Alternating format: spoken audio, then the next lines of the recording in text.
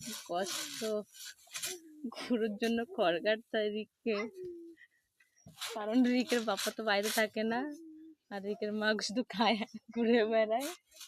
আর রিককে দেখো খড় কাটছে, আর রিকের ভাই ওই দেখো, রিকের ভাইও কোনো কাজ করে না, শুধু রিকই কাজ করে, খড় কাটে গরুর ছাগলের।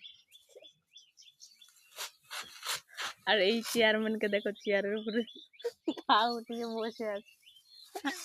আর ওই অংশুকে দেখো মজা নিচ্ছে, রিক খড় কাটছে, ও মজা নিচ্ছে।